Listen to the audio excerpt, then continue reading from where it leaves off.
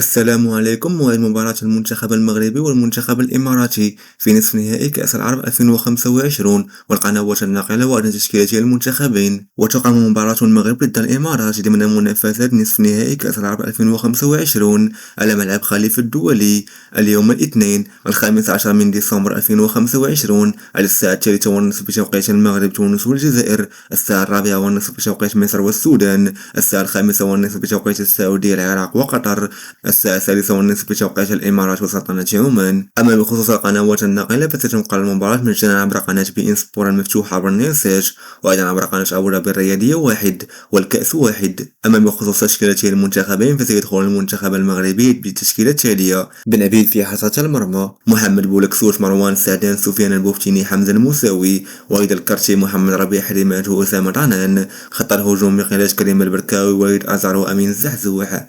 أما بخصوص المنتخب الإماراتي فسيدخل بالتشكيلة التالية: حمد المبقالي، ريتشارد أكونور، لوكاس بن ميتا، ساشا إيفكوفيتش، روبن كانيدو. خط الوسط بقيادة مجيد راشد، نيكولاس خيمينيز، يحيى نادر. خط الهجوم: برونو أوليفير، كايو لوكاس، يحيى الغساني.